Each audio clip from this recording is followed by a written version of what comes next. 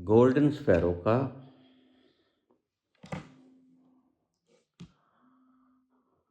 अगला संविधान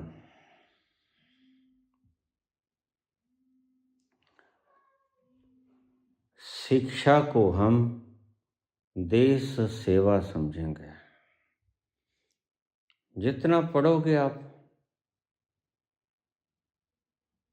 कम से कम 12 तो पढ़ना ही होगा। BA, MA, उससे आगे PhD, और कोई इन्वेंशन कर दोगे तो आपको पुरस्कार मिलेगा। शिक्षा को हम देश सेवा और देश प्रेम की उपाधि से युक्त करेंगे। अशिक्षित व्यक्ति हम रहने नहीं देंगे। जो गोलवर्कर का सिद्धांत के किसी को शिक्षा मत दो। शिक्षित व्यक्ति विद्रोही होता है, समझदार हो जाता है।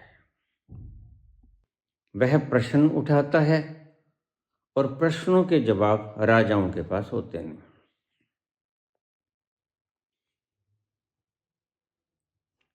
शिक्षा को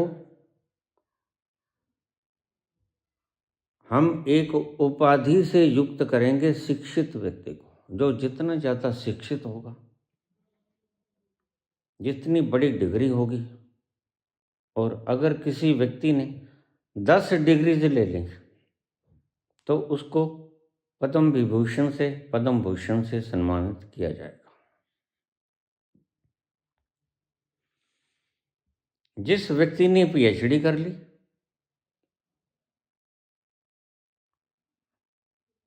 इन्वेंशन कर ली, उसको हम देंगे भारत रत्न।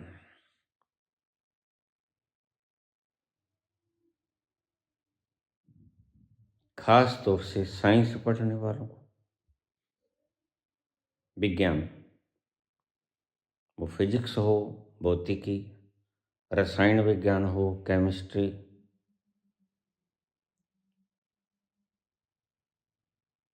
इन चीज़ों को पढ़ने वाले व्यक्तियों को सम्मानित किया जाएगा। शिक्षा बिल्कुल फ्री होगी। आप कितना भी पढ़ो, आपकी सारी शिक्षा फ्री होगी। ज़्यादा शिक्षा पाने वाले को हम देंगे पुरस्कार। अभी तो शिक्षा घटाई जा रही है दिन ब दिन, प्राइवेटाइजेशन की जाए। अभी प्राइवेटाइजेशन को हम समाप्त कर देंगे। सरकारी शिक्षा होगी, प्राइवेट शिक्षण संस्थानों को अपने कब्जे में ले लिया जाएगा और उनको नेशनलाइज घोषित कर दिया जाएगा।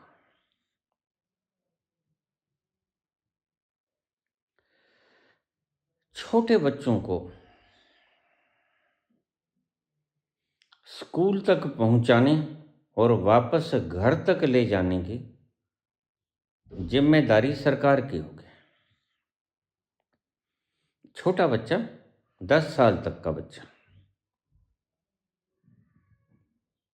स्कूल तक छोड़ना और फिर घर वापस पहुंचाना, उसकी जिम्मेदारी सरकार की होगी। बाकायदा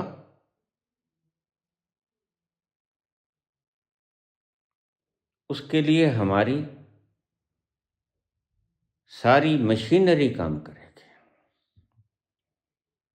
हमने जो संख्या बढ़ाई है मिलिट्री की, वो इन्हीं कामों में प्रयोग होगी। कोई बच्चों को स्कूल छोड़ के आएगा, ये भी देश सेवा है, क्योंकि वो पढ़ाई करेंगे और पढ़ाई को हम देश सेवा में रखेंगे। देश प्रेम और देश सेवा, क्योंकि अनपढ़ व्यक्ति देश का नाश कर देता है। जैसे आज अनपढ़ लोग सुपर गद्दी पे बैठे हुए देश को नाश कर रहे हैं, बेच रहे हैं। हम जड़ से समाप्त कर देंगे गोलवर्कर के सिद्धांतों को। वो कहता है, टुकड़ा मांगने पे विवश कर दो जनता को। उसका ये मिशन हम सफल नहीं होने देंगे, क्योंकि यह मानवता के विपरीत है। हमारी कोई गोल वर्कर से दुश्मनी नहीं है, हमारी दुश्मनी गोल वर्कर के सिद्धांतों से है। वह यकसा नहीं रखना चाहता व्यक्ति को, वह असमानता भरपूर पैदा करना चाहता है ताकि झगड़ा बरकरार रहे, लेकिन हम समानता में विश्वास रखते हैं।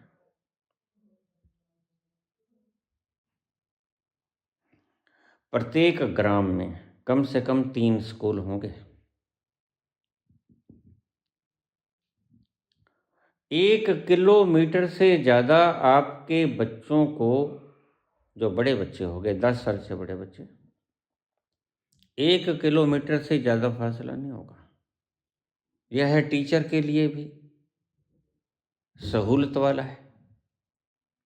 टीचर्स की, अब सुनिए बात, टीचर्स की नियुक्ति उनके निवास स्थान के करीबी स्कूलों में होगी और बदली नहीं होगी।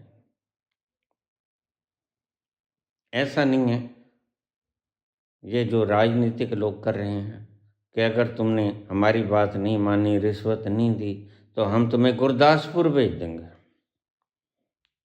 300 किलोमीटर है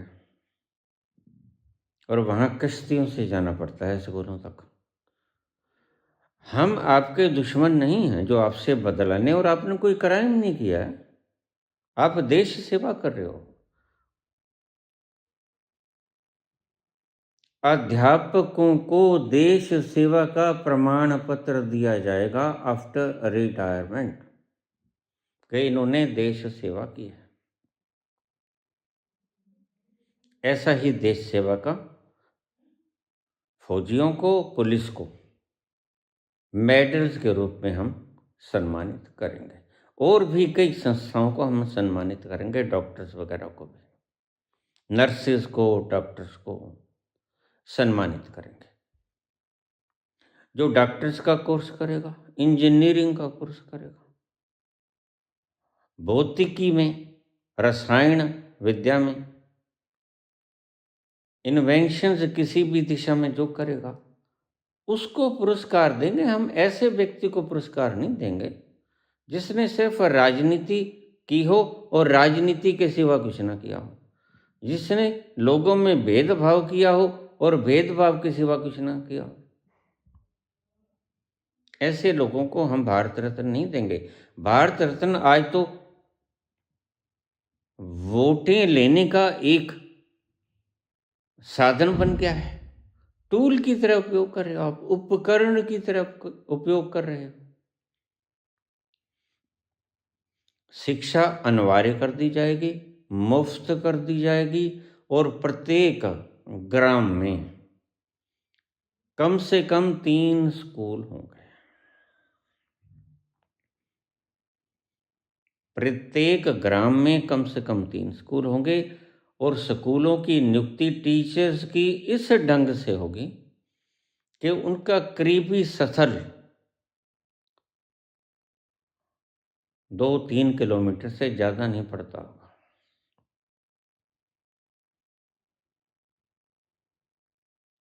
6 वर्ष से ज़्यादा बच्चों को ऑनलाइन शिक्षा दी जाएगी। वो किस लिए? ताकि मोबाइल देखने की लत छूट जाए। अभी ये जो मोबाइल का आविष्कार, आपको मोबाइल थमा दिए गए हैं, यह आपके दिमाग को मंदबुद्धि बनाने का एक षड्यंत्र है, तुम्हें पता भी नहीं। जब इनके परिणाम आएंगे, आने शुरू हो गए हैं, तो आपको पता चलेगा मोबाइल एक षड्यंत्र था जो हमारी आने वाली पुश्तों से खिलवाड़ कर रहे हैं। इनके खुद के पुश्ते तो हैं ही, दूसरों की पुश्तों को बर्बाद करने पे तुले। तो हम छोटे बच्चों को 6 साल से ज़्यादा बच्चों को ऑनलाइन शिक्षा देंगे, और ऑनलाइन शिक्षा देने वालों को वेतन के साथ साथ देश सेवा का सम्मान भी मिलेगा। बच्चों की मोबाइल देखने की प्रवृत्ति कम हो जाएगी। सबसे बड़ी बात, प्राइवेट चैनल्स को बंद कर दिया जाएगा।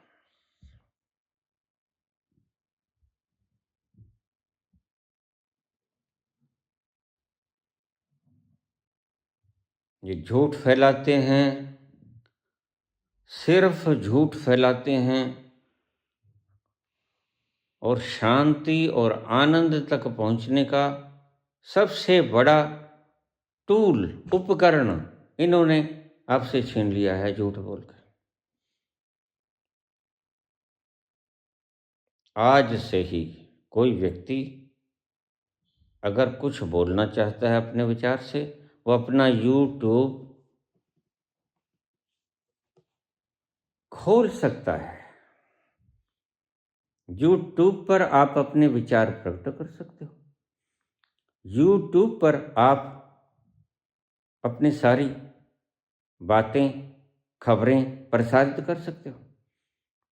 लेकिन टेलीविज़न के ऊपर जितने भी चल रहे हैं ये channels, they will be band. कोई नहीं चला सकेगा। बस आप समझ गए हो कि क्या चलेगा। ये यूट्यूब पर भी बैन लगाने को उद्यत हैं और इन चैनलों को प्रोत्साहित कर रहे हैं। इन चैनलों के जो बोलने वाले हैं उनको प्रोत्साहित कर रहे हैं। हम चैनलों को ही बंद कर देंगे। अगर किसी में ज़्यादा समझ है तो वो अपना चैनल खोल ले यूट्यूब पर, यूट्यूब को माध्यम बना ले। हम किसी की आवाज़ रोकेंगे नहीं, लेकिन झूठ बोलने वाले और सत्य बोलने वालों की पहचान उजागर हो जाएगी। YouTube channels only they will be preferred और दे विल बी रिकमेंडेड, बाकी सब बैन हो जाएंगे। बोलने की स्वतंत्रता हमने अर्न की है, मैंने बहुत पहले कहा है। किसी ने हमें भिक्षा में नहीं दी बोलने की स्वतंत्रता। ये हमने गल कटवा के 10 लाख लोगों की शहीदियां देकर बोलने की आज़ादी कमाई है। It's our earning. यह आपने भिक्षा में नहीं, हमें भिक्षा पत्र में नहीं डाला। जो लोग भिक्षा मांगने के काम करते रहे हैं उन्होंने हमें आज़ादी नहीं दी, उन्होंने हमें बोलने की स्वतंत्रता भी नहीं दी। उन्होंने तो स्वतंत्रता को छीनने का प्रयास किया।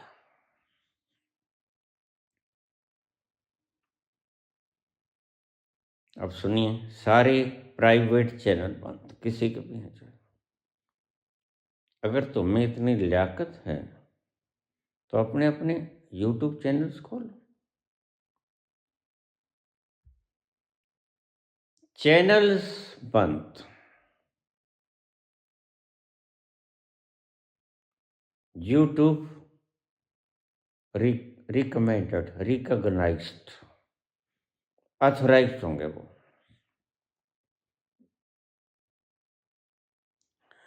तो मैंने शुरू किया शिक्षा से। छोटे बच्चों को स्कूल ले जाने और ले आने की व्यवस्था सरकार की होगी। सारे व्हीकल्स उनके होंगे, माँ बाप को नहीं जाना पड़ेगा। अपनी जिम्मेदारी पर हमारा व्यक्ति जो कि मिलिट्री से संबंधित होगा, मिलिट्री के ड्राइवर, हम इन कामों पे लगाएंगे। मिलिट्री के ड्राइवर देश सेवा से वैसे भी ओतप्रोत होते हैं। छोटे बच्चों को लेके आएंगे, छोड़ के आएंगे। और कोई भी स्कूल आधा किलोमीटर के, 1 किलोमीटर के दायरे के बीच बीच में होगा। ग्रामीण क्षेत्रों में आज बच्चे 16-16 किलोमीटर तक जाते हैं पढ़ने के लिए।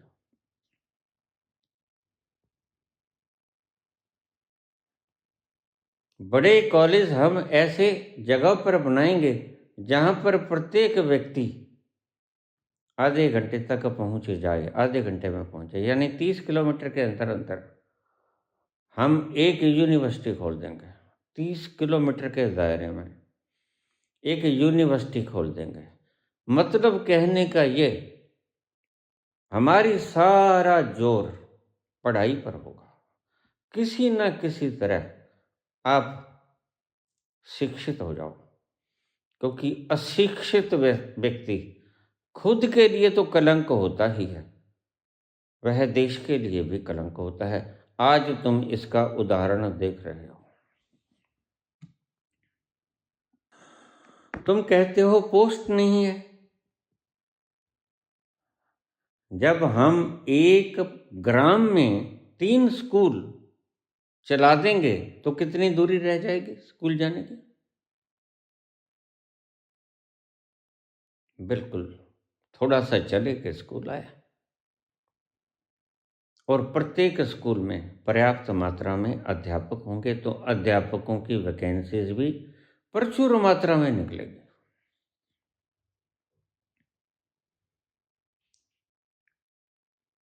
उसके अतिरिक्त 6 साल के बच्चों से ज़्यादा 16 साल के बच्चों तक, जब तक वो बालिग नहीं होते, उनको ऑनलाइन शिक्षा भी दी जाएगी, ताकि वो मोबाइल की लत से छूट सके। हम अल्टरनेटिव पैदा करेंगे, रोकेंगे नहीं किसी को। हम उनकी दिशा को मोड़ेंगे, बैन नहीं करेंगे। हम जैसे प्रधानमंत्री जी 37 की बात करते हैं, वंदे मातरम की 2 पंक्तियां ही क्यों की गई? क्या और कोई बहस करने का मुद्दा ही नहीं रह गया है क्या भारत में? क्या देश इतना समृद्ध हो गया है कि बहस के लिए पार्लियामेंट में जिन लोगों को हमने भेजा है, मैं उन लोगों को कहूंगा कि हमने इसलिए तुमको भेजा था कि तुम 1937 में वंदे मातरम की 2 पंक्तियां ही क्यों रिकमेंड की? क्या इस पर बहस करने के लिए ज्यादा जरूरी है? बाकी के मुद्दे नहीं हैं क्या? जो जीवन के ज्वलंत मुद्दे हैं, शिक्षा, बेरोजगारी, इलाज, व्यवस्था,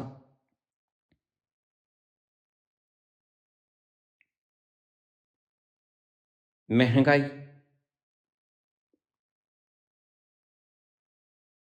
रुपये का गिर जाना, डॉलर का ऊंचा हो जाना, और कोई देश पर संकट नहीं है क्या? बस सिर्फ आप पाकिस्तान के नाम से डराना ही सीखे हो। ये चालबाजियां नहीं चलेंगी भाई, बहुत चलेंगी। हम रचनात्मक बातें करते हैं, शिक्षा देंगे, और शिक्षित व्यक्ति को जो जितना ज़्यादा पढ़ेगा, हम उनको प्रेरित करेंगे कभी ज़्यादा से ज़्यादा पढ़ो। तो ऐसा समझो कि तुम ज़्यादा से ज़्यादा देश सेवा कर पाओगे। जैसे केरला में 99% साक्षरता है, और शायद 100% ही हो। ऐसा ही हम सारा स्टेट, सारा हिंदुस्तान बना देंगे। प्रत्येक व्यक्ति शिक्षित होगा। शिक्षित व्यक्ति बड़ा समझदार होता है। देखिए, ये अंधभक्त सब कहीं से जीत गए ना। संघी, प्रमाण देता हूं तुम्हें, संघी सब जगह से जीत गए, केरला में क्यों नहीं जीते?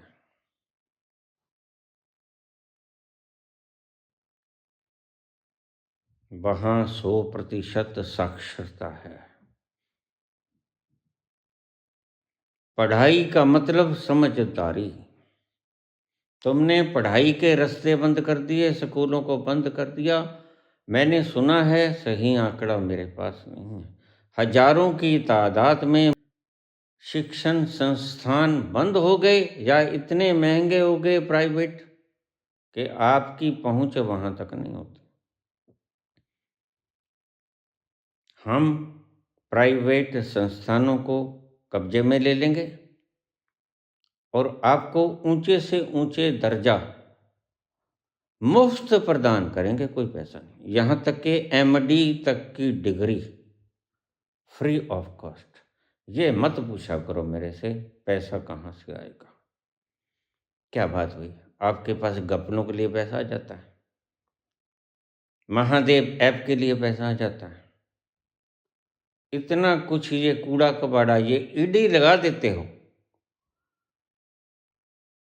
इतने लोगों के पीछे ईडी लगाया, इसका मतलब क्या है? जिनके पास काला धन है तो ईडी उनके पास ही जाती है ना। मेरे जैसे नंग के पास क्या ले लेगी? जो कर्जदार था, जिसके घर के आगे बैंक नोटिस चिपका गया था कि हम नीलाम कर देंगे, और मेरे ही शिष्यों ने मुझे सुरखरू किया। आके खंगाल लीजिए सारा इतिहास।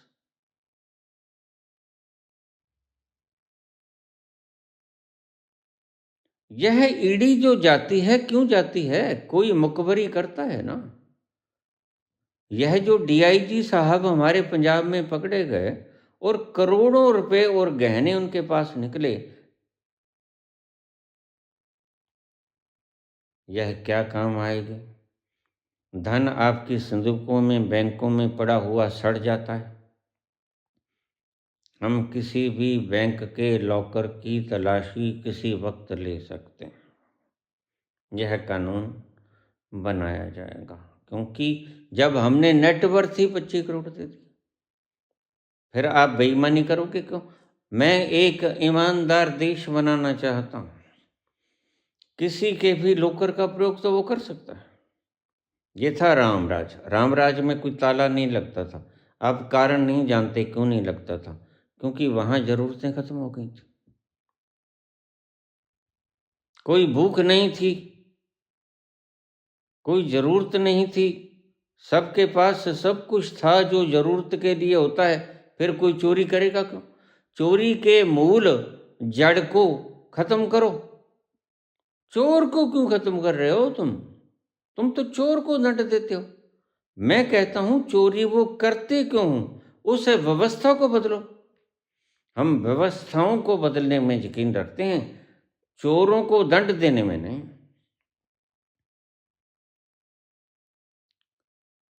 तो जिसने चोरी की, हंसा मत करो, वह अगर कन्फेस कर लेगा तो माफ कर दिया जाएगा।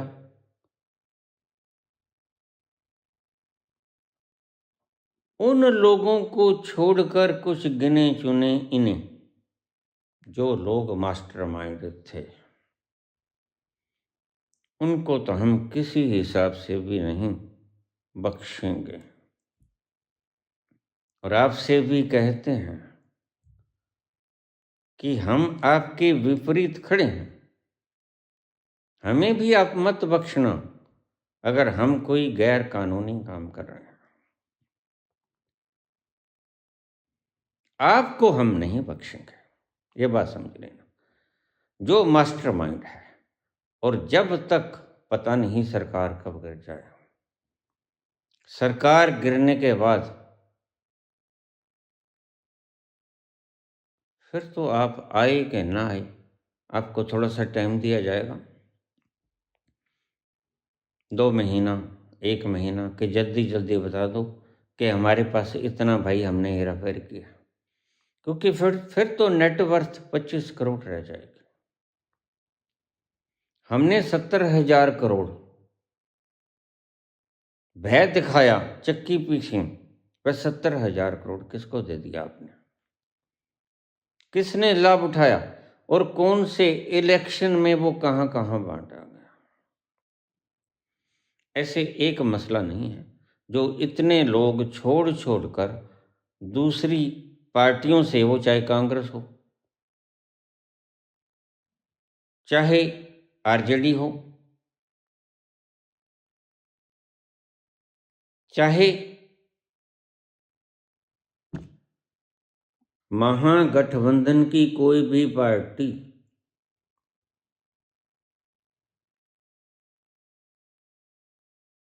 वहां से अगर कोई व्यक्ति छोड़ के गया है, निश्चित रूप से वह अपराधी है। मैं ये क्यों कहता हूं? देखिए, मैं मानता हूं, भय किसको होता है? चोर का भय किसको होता है? दंड का भय किसको होता है? जो क्रिमिनल होता है। चौकीदारी कौन करता है अपने माल की? जिसके पास माल है। ये अचानक से एकदम गंगा स्नान करके परले पार क्यों जाना शुरू हो गए? चाहे कोई भी व्यक्ति हो, जो किसी पार्टी को छोड़कर चला गया, देखिए आपके नाम हमारी लिस्ट में आ गए। हम आपका तो कोना कोना खंगाल लेंगे। 25 करोड़ से अगर ज्यादा आपके पास है, वह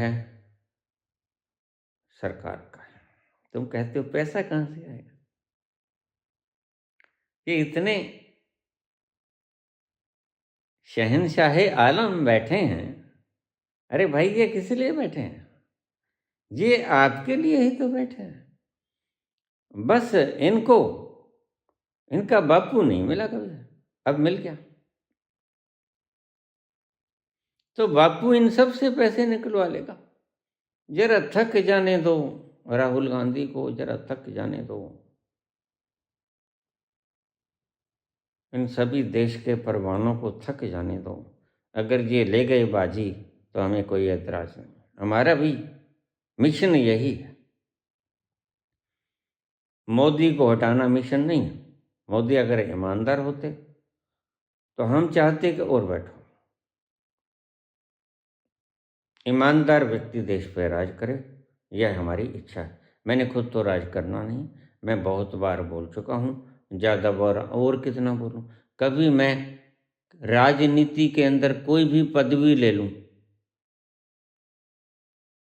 तो आप जूतियों से मुझे मार देना, मेरी गर्दन काट देना,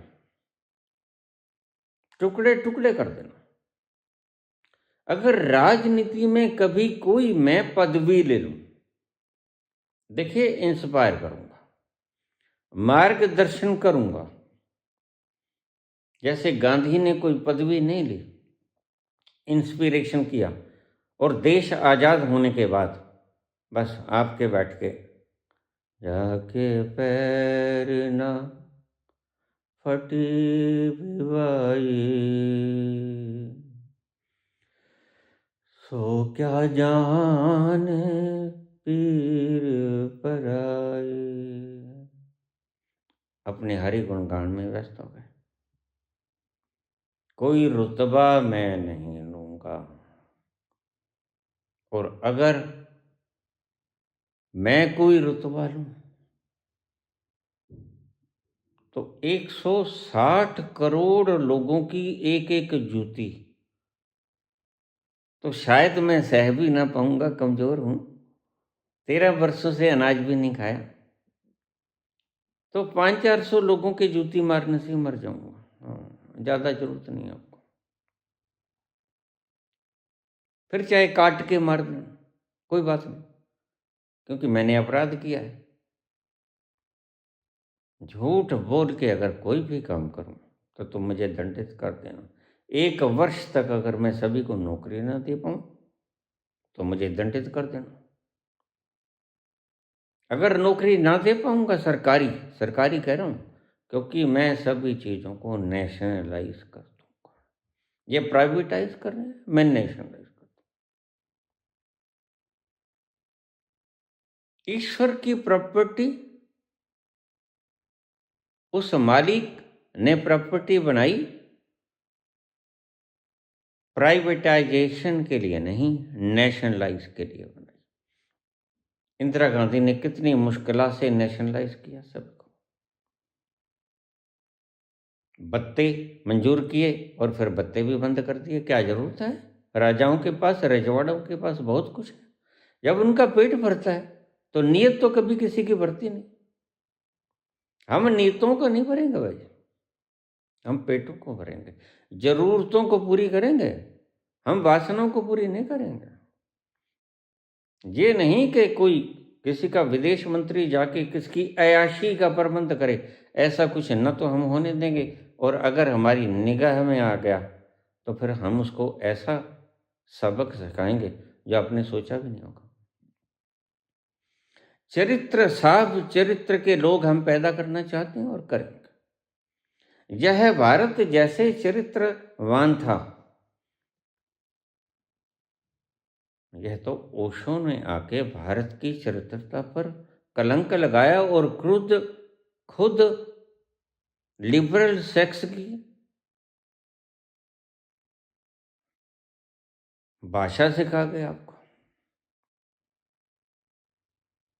इतना विद्वान होने के बावजूद भी, इतना पढ़ा लिखा होने के बावजूद भी, इतनी लाख किताबें पढ़ने के बावजूद भी सब उल्टी तो कर गए, खुद का ज्ञान तो कुछ भी नहीं इसमें।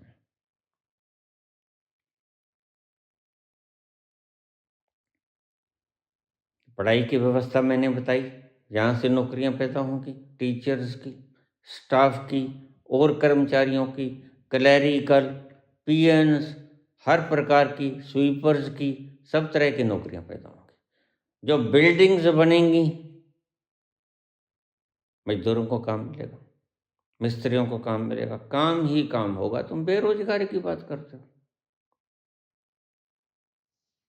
फिर अब ये गुर्गे कहते हैं चलो ये तो आप कर दोगे। मैंने कहा ये तो तुम कर सकते हो, तो फंड कहाँ से लाओगे? मैंने कहा तुम्हारे पास तो फंड है, अन्यथा 1.25 करोड़ महिलाओं के 10-10 हजार रुपया बिल्कुल इलेक्शन के वक्त सीधा खातों में डाल दिया। क्या वह वोट लेने की शरारत नहीं थी क्या? मैं इसको क्राइम मानता हूं। और ध्यान रखना, हमारी सरकार आने के बाद इन सभी कांडों का, वो चाहे हरियाणा में घटित हो, जब एक धोबी की उंगली उठाने से भगवान राम सीता को, अपनी प्रिय सीता को वनों में निकाल सकते हैं, तो यहां तो पूरी जनता ही चिल्ला रही है।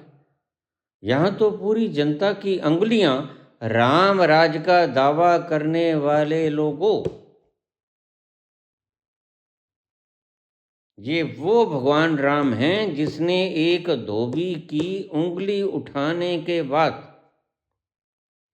अपनी धर्म पत्नी को देश निकाला दे दिया था। इसे कहते हैं मर्यादा। और यहां तो प्रत्येक व्यक्ति की उंगली महानुभाव आपकी तरफ ही उठ रही है। फिर इसे रामराज कहें, इसे तो रावण राज भी नहीं कह सकते। रावण तो बड़ा ईमानदार व्यक्ति था। रावण तो जब राम ने यज्ञ किया रावण पर विजय प्राप्त करने के लिए, तो कहते ब्राह्मण कहां से लेके आए? कहते रावण को बुला लो। राम कहता वो हमारा दुश्मन है। तो बड़ी सुंदर बात वहां कही रावण के भाई विभीषण ने। कहते प्रभु आपको पता नहीं, वह कितना भी बुरा क्यों ना हो, लेकिन वह झूठा नहीं। ओह, मेरे हृदय में बात तीर की तरह लगी। इस देश में तो आज झूठे व्यक्तियों को ही सम्मानित किया जाता है। तो विभीषण का ये शब्द कि वो चाहे कुछ भी हो, लेकिन भगवान वह झूठा नहीं। अगर वो एक बार आने के लिए मान गया, तो वह आपसे कोई चालाकी, चालबाजी, शतरंज की चाल नहीं, बिसात नहीं बिछाएगा। वह ईमानदारी से आएगा और चला जाएगा। इसकी जिम्मेदारी मैं देता हूं, विभीषण ने कहा। उसका सगा भाई था, क्योंकि मैं उसका भाई हूं, सदा ही उसके पास रहा हूं। देखिए, भाई बताता है भाई का चरित्र। तो रावण ने कहा ठीक है, बुला लो, और तो कोई ब्राह्मण है भी नहीं। रावण को बुलाया गया। रावण ने संदेश भेजा कि मैं बिल्कुल आ जाऊंगा।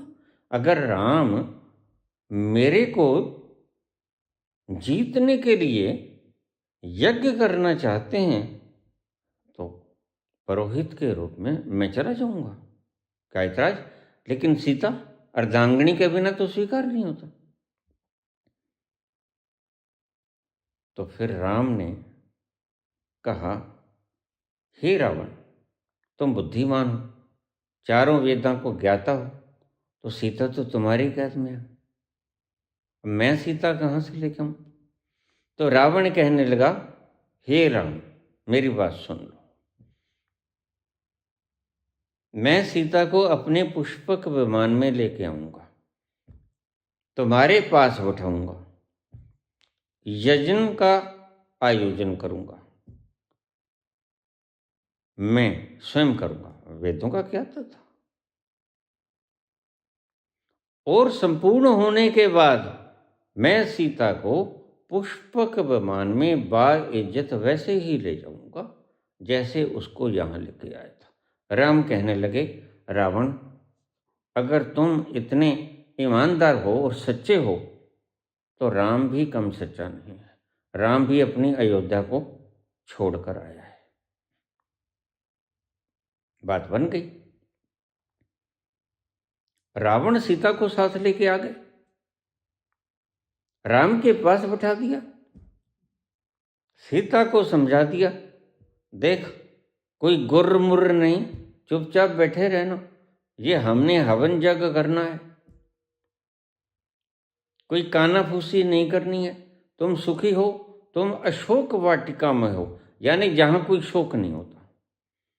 यह तो सीता भी मानती थी, मुझे कोई शोक नहीं है यहाँ, एक ही शोक है, अपने पति से बिछड़ने का शोक, अपने पति से बिछड़ने का शोक है। तो रावण सीता को लेके आया, यज्ञ संपन्न कराया, कामना की, राम ने पांव छुए पुरोहित के रूप में, यजमान थे राम, और उसने कहा विजयी भव, आशीर्वाद दिया। रावण ने राम को आशीर्वाद दिया, विजय भव, तुम्हारी जीत हो, हे राम, तुम जीत जाओगे। सीता को पुष्पक विमान में बैठाया, चला गया। राम कहने लगे, विभीषण, ऐसे व्यक्ति के ऊपर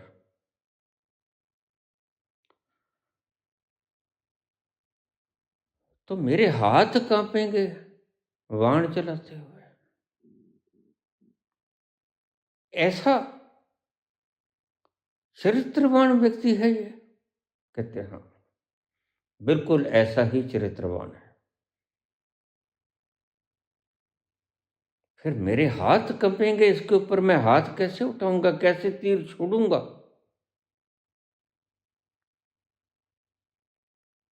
तो विभीषण कहने लगे, इसके कुकर्मों के कारण।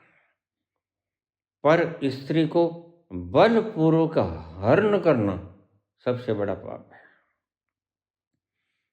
जैसे आपने बाली को स्त्री के हरण की मृत्यु के रूप में फल दिया, आपके साथ भी तो वही हुआ है।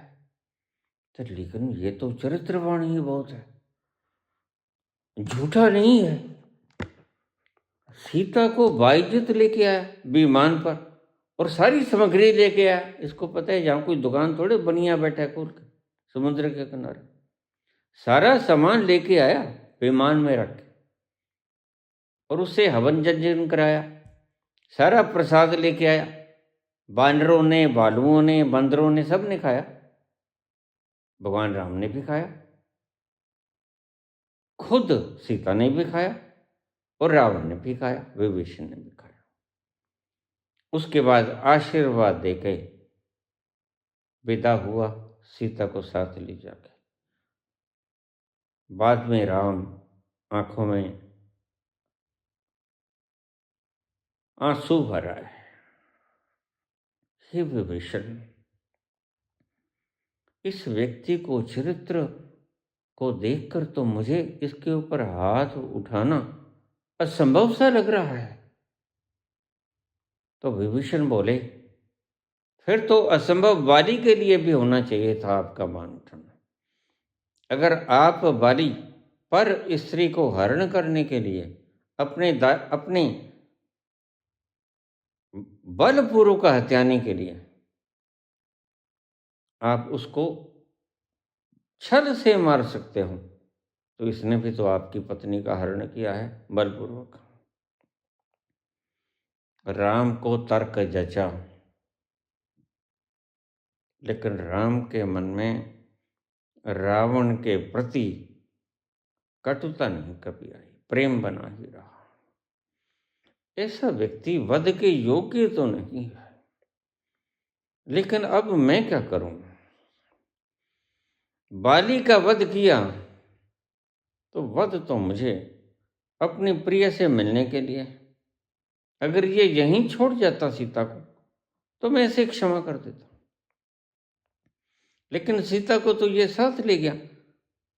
अब फिर मुझे अपनी ताकत से ही इसे जीतना पड़ेगा। देखिए, ये थे लोग।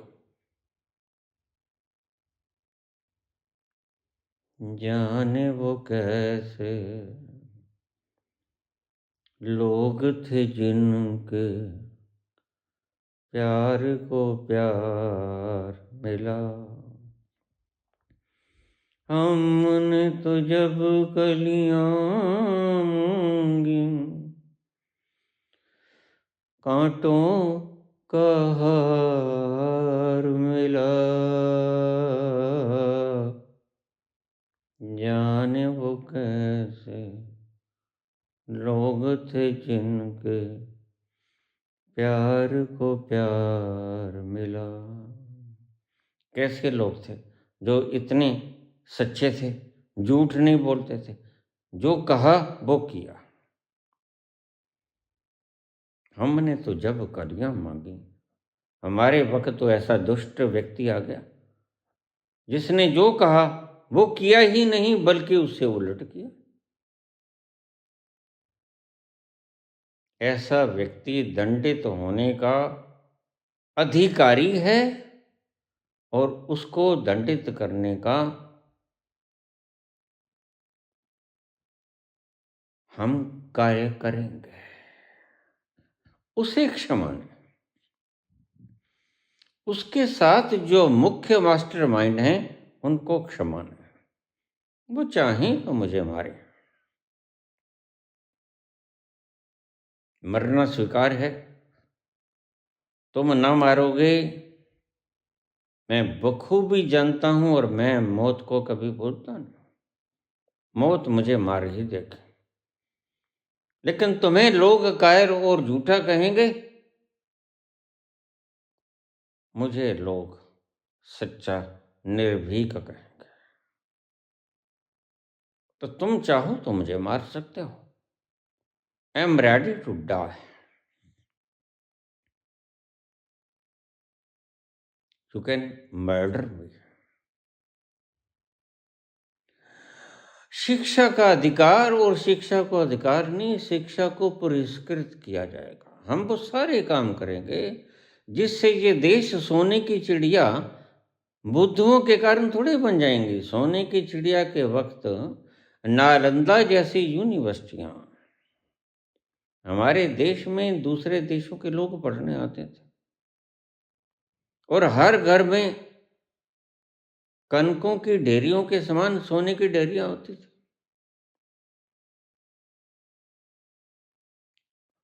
हर व्यक्ति पढ़ा लिखा था,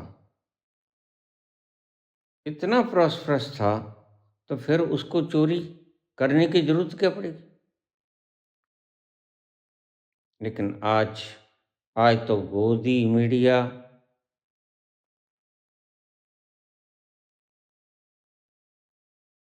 अंधभक्त इनका ही बोलबाला रह गया है। हम इन सब चैनलों को बंद कर देंगे, अंधभक्तों को दंड देंगे। अंधभक्त इनकी जो समृद्धि है, जो ब्रेन है, मैंने आपसे पहले कहा, ये मंद बुद्धि हैं जिनको आप अंधभक्त कहते हो। लेकिन अंधभक्त से क्योंकि पहचानते हो, इसलिए मुझे प्रयोग करना पड़ता है। गोदी मीडिया नहीं, आप मूर्ख मीडिया भी कह सकते हो। ये भी मंद बुद्धि ही है। अपने दिमाग से काम न लेना कि देश के लिए हितकर है कि नहीं, ये कोई अच्छी बात थोड़ी है। जिस थाली में खाते हो उसमें छेद करते हो। तो आज की बात, शिक्षा। छोटे बच्चों को स्कूल ले जाना, स्कूल से लेके आना, पढ़ाई मुफ्त जितनी चाहे करो, और पढ़ाई को ज़्यादा पढ़ने वालों को हम पुरस्कृत करेंगे और देश सेवा और देश प्रेम से नवाजा जाएगा।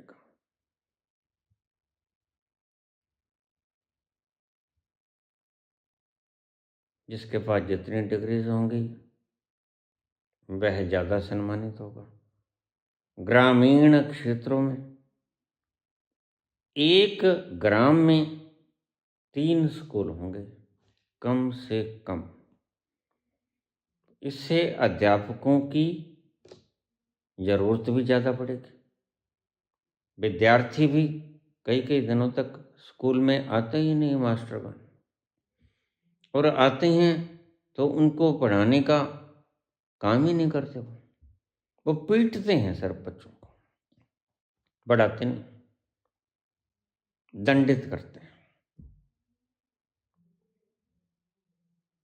इससे भी नई बिल्डिंग्स बनेंगी, मिस्त्रियों को काम मिलेगा, मजदूरों को काम मिलेगा। तुम मनरेगा में काम नहीं पा सकते तो इतनी बिल्डिंग्स उसारी होंगी। तुम तो सेठों के लिए काम कर रहे हो। तुमने सड़कें बनाई, बिल्कुल बनाई, लेकिन ये तो तुम सोचो कि किसी एक बंदे ने ये काम किया है। सच में मैं इसका पुरस्कार नितिन गडकरी को ही देता हूँ, जिसने लड़ घुल कर किसी तरह से ये जाल बिछा दिया। तो ये जाल भी टूट रहा है। तुम देखो, जिसने नितिन गडकरी खुद तो बनाया नहीं, ठेके पर बनाए गए।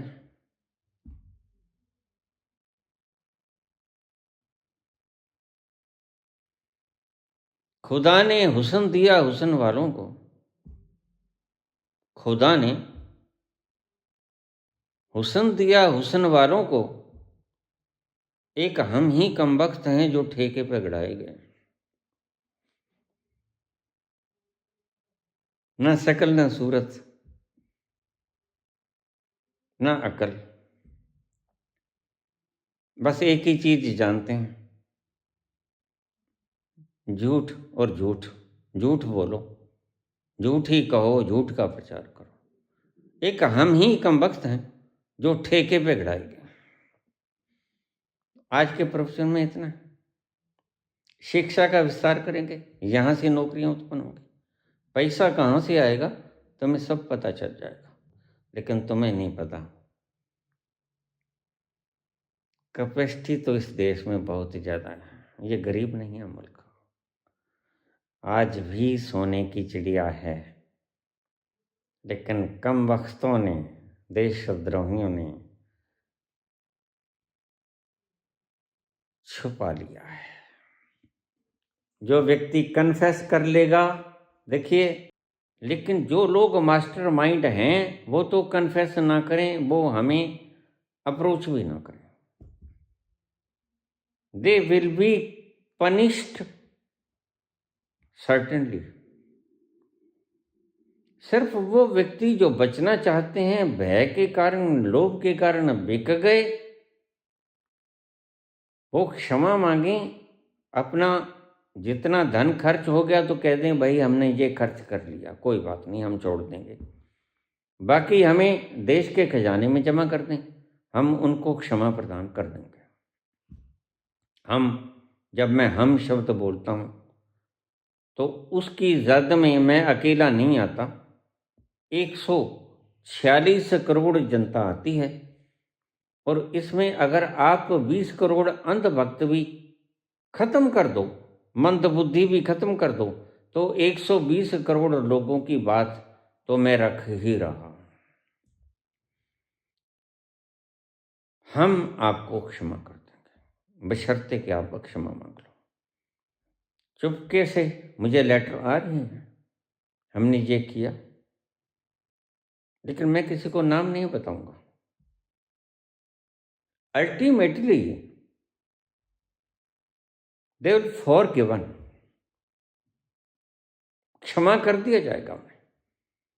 मेरे पास आए हैं पत्र, समझदार लोग हैं, हवा को भांप गए। अब और ज़्यादा नहीं बोलना चाहता, इजाज़त दीजिए। धन्यवाद।